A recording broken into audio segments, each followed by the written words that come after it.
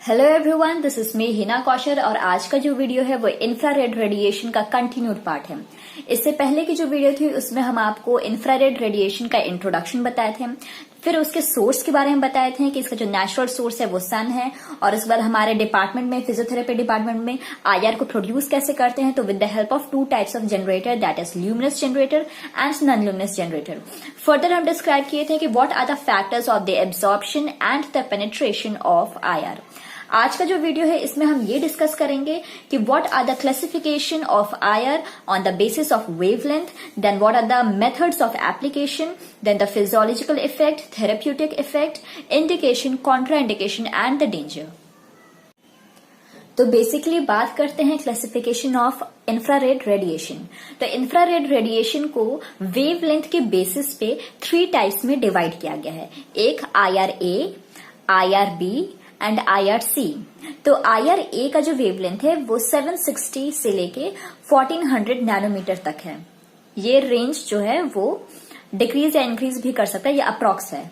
उसके बाद जो IRB है वो 1400 से 3000 नैनोमीटर। देन IRC, इसका क्या वेवलेंथ है, 3000 नैनोमीटर से 1 मिलीमीटर। टेक्निक ऑफ ट्रीटमेंट की बात करते हैं तो इसमें चॉइस ऑफ एपरेटस की बात कर लें तो choice of apparatus that is कि किस कंडीशन में हम ल्यूमिनस जनरेटर यूज करेंगे और किस कंडीशन में हम नॉन ल्यूमिनस जनरेटर यूज करेंगे। तो इससे पहले हम आपको रिकॉल करवा दें कि what are the basic difference between luminous and non luminous generator. तो जो नॉन ल्यूमिनस जनरेटर होता है वो आईआर प्रोड्यूस करता है, सिर्फ और सिर्फ IR, that means infrared radiation ही सिर्फ प्रोड्यूस करता है। और जो ल्यूमिनस जनरेटर है वो आईआर भी प्रोड्यूस करता है, यूवी भी प्रोड्यूस करता है और विजिबल रेज भी प्रोड्यूस करता है, as I have discussed in previous video. ठीक है, तो क्या होता है कि जो नॉन ल्यूमिनस जनरेटर है वो सिर्फ और सिर्फ आईआर प्रोड्यूस किया, तो इसीलिए जो भी अक्यूट कंडीशन है या फिर रीसेंट इंजरी है या फिर इन्फ्लेमेशन है, जो भी अक्यूट कंडीशन है, समझ रहे हैं, अक्यूट इंजरी है, तो उस केस में हम क्या करेंगे, नॉन ल्यूमिनस जनरेटर यूज करेंगे। क्यों? क्योंकि वो सेडेटिव इफेक्ट प्रोड्यूस करता है and that leads to relieving of pain. और जो ल्यूमिनस जनरेटर है वो आईआर प्रोड्यूस करेगा, यूवी प्रोड्यूस करेगा, विजिबल प्रोड्यूस करेगा, विजिबल रेज प्रोड्यूस करेगा। ठीक है, तो ये कब यूज करेंगे, जब क्रोनिक टाइप ऑफ इंजरीज होगा, जब क्रोनिक टाइप ऑफ लीजन होगा, तो उस केस में हम ल्यूमिनस जनरेटर यूज करेंगे। नेक्स्ट बात करते हैं मेथड ऑफ एप्लीकेशन का, कि क्या मेथड है आईआर देने का, मतलब कैसे जो पेशेंट है तो पेशेंट को हम कैसे, किस पोस्चर में हम लाई डाउन करें, और उसके बाद कैसे हम उसको एक्सप्लेन करें, कितने हाइट पे रखें, कितने दूरी पे रखें, सोर्स को जो टिश्यू है उससे कितने दूरी पे रखें, किस एंगल पे रखें, तो वो सब चीज इसमें डिस्कस करेंगे।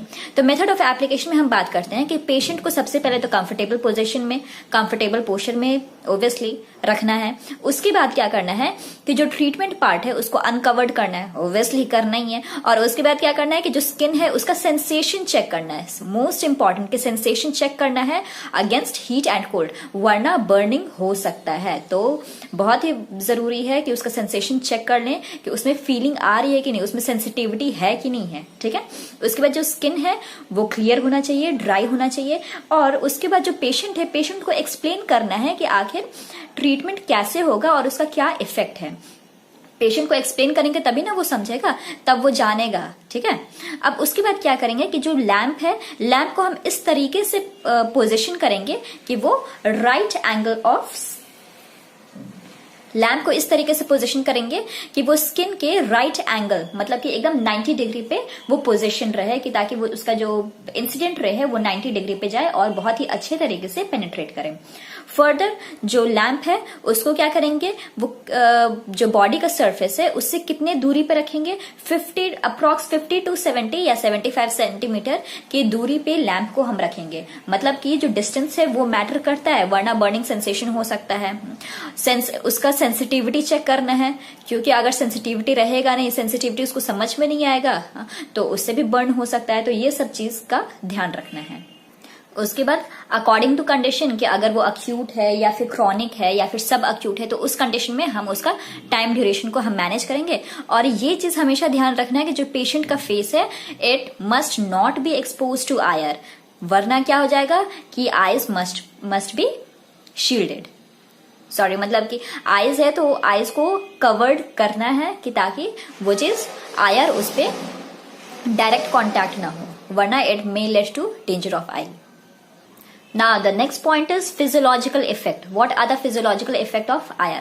तो physiological effect में जो IR है, obviously IR अगर हम स्किन पे देते हैं तो हीटिंग इफेक्ट प्रोड्यूस करेगा, तो हीटिंग इफेक्ट स्किन पे प्रोड्यूस करेगा, डर्मिस एपिडर्मिस से प्रोड्यूस करेगा, और जहां पे हीटिंग इफेक्ट होगा तो वहां पे वेसोडाइलेशन होगा, और जहां पे वेसोडाइलेशन होगा वहां पे क्या होगा, ब्लड का सर्कुलेशन ओब्वियसली हाई होगा, है ना। ब्लड का सर्कुलेशन हाई होगा तो वहां पे क्या होगा कि ऑक्सीजन का सप्लाई हाई होगा, और जब ऑक्सीजन का सप्लाई हाई होगा तो न्यूट्रिएंट सप्लाई हाई होगा। ये तो है ना कि जब ब्लड का सर्कुलेशन हाई हुआ तो ऑक्सीजन का सप्लाई हाई हुआ, उसके बाद जब ऑक्सीजन का सप्लाई हाई हुआ तो न्यूट्रिएंट सप्लाई ऑटोमेटिकली हाई हो जाएगा, और जब न्यूट्रिएंट सप्लाई हाई हो जाएगा तो वो वेसोडाइलेशन की वजह से वहां पे वेस्ट प्रोडक्ट का ड्रेनेज होने लगेगा, और जहां पे वेस्ट प्रोडक्ट का ड्रेनेज होने लगेगा तो ऑटोमेटिकली आपका पेन रिलीफ होना ही होना है, क्योंकि अगर जहां पे वेस्ट का गैदरिंग हो जाएगा तो पेन वहां पे होता है। और यहाँ पे क्या है कि यहाँ पे आईआर के वजह से वेसोडाइलेशन हो रहा है, और वेसोडाइलेशन से आपका ड्रेनेज ऑफ वेस्ट प्रोडक्ट हो रहा है, और उससे क्या होगा, पेन रिलीफ होगा। थेरेप्यूटिक इफेक्ट की बात करें तो थेरेप्यूटिक इफेक्ट में पेन को रिलीफ करेगा, मसल के रिलैक्सेशन में ये हेल्प करेगा, उसके बाद ब्लड सप्लाई को ओब्वियसली हेल्प करेगा, जॉइंट स्टिफनेस में हेल्प करेगा। कैसे कि जो वेस्ट प्रोडक्ट है उसको ड्रेन आउट कर देगा और जॉइंट स्टिफनेस को रिलीफ कर देगा, उसके बाद स्किन लेजन में भी ये हेल्प करेगा। ठीक है, अब नेक्स्ट आपकी बात करते हैं हम इंडिकेशन की, कि what are the indications. So indication का मतलब कि किस कंडीशन में हम आईआर को यूज कर सकते हैं।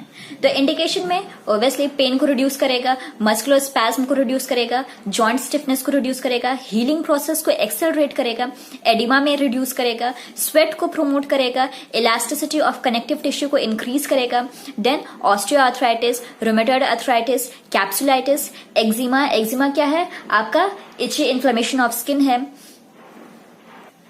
एनकोलोजिंग स्पॉन्डिलाइटिस ये क्या है, ये एक इन्फ्लामेटरी आर्थराइटिस है दैट अफेक्ट स्पाइन और लार्ज जॉइंट को अफेक्ट करता है। देन सोरियासिस ये क्या है, ये एक तरह का स्किन डिजीज है। एंड द नेक्स्ट इज पॉलीमाइल्जिया, ये क्या है, ये एक इन्फ्लामेटरी डिसऑर्डर है that cause muscle pain and stiffness.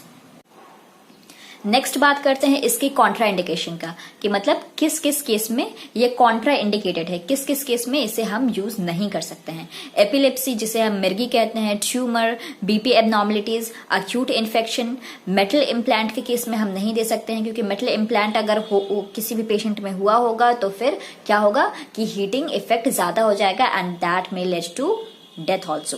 उसके बाद skin ulcer, cardiac problem, metal implant दोबारा लिख गया। उसके बाद क्या है, हाइपर एस्थेसिया। हाइपर एस्थेसिया क्या होता है, एक तरह का एक्सेसिव फिजिकल सेंसिटिविटी है। दैट मीन्स की sensitivity, physical sensitivity that is की साइट का, साउंड का, टच का, स्मेल का, अगर ये सब जो भी सेंस ऑर्गन का जो भी सेंसिटिविटी है अगर ये अपने नॉर्मल लेवल से अगर ज्यादा हो गया तो उसे हम क्या कहते हैं, हाइपर एस्थेसिया। उसके बाद neoplastic tissue, mental retardation, photosensitivity, tuberculosis, hyperpyrexia क्या है, हाई फीवर को कहते हैं। उसके बाद डर्मेटोलॉजिकल कंडीशन। तो ये सारे कंडीशन में हम कॉन्ट्रा इंडिकेटेड है आईआर। नेक्स्ट इसके डेंजर की बात करें तो बर्न सबसे पहले होगा, क्योंकि अगर हम उसके सेंसिटिविटी को चेक ना करें, स्किन के सेंसिटिविटी को चेक ना करें तो बर्न तो होना ही होना है। ब्लड प्रेशर लो हो जाएगा, आई डैमेज हो सकता है। क्यों, अगर आई को डायरेक्ट एक्सपोज करें आईआर से तो क्या होगा, आई डैमेज होना ही होना है। डिहाइड्रेशन हो सकता है, स्किन इरिटेशन हो सकता है, इलेक्ट्रिक शॉक लग सकता है, फेंटनेस, गिडीनेस, हेडेक, गैंग्रीन। तो ये सब क्या है, इसका डेंजर है। बात करें इसके ड्यूरेशन ऑफ ट्रीटमेंट की, तो चूंकि हम इसको पहले ही बताने वाले थे लेकिन वो स्किप कर गए, तो यहाँ पे हम बता रहे लास्टली। तो ड्यूरेशन ऑफ ट्रीटमेंट में कि condition, according to condition, patient का अक्यूट कंडीशन है कि क्रॉनिक कंडीशन है कि सब अक्यूट कंडीशन है, उसके हिसाब से हम टाइम को फिक्स करते हैं कि कितने टाइम हम आईआर दे सकते हैं, कितने टाइम तक हम दे सकते हैं। तो अगर अक्यूट कंडीशन है तो अक्यूट कंडीशन में 10 से 15 मिनट तक दे सकते हैं। सब अक्यूट कंडीशन है तो 15 से 20 मिनट तक दे सकते हैं। क्रॉनिक कंडीशन है तो 20 से 30 मिनट भी दिया जा सकता है। फाइनली ये टॉपिक खत्म हुआ। इसका जो नोट्स है वो टेलीग्राम पे प्रोवाइड कर दी जाएगी। And if you like my video then please like, share and subscribe. Thank you for watching.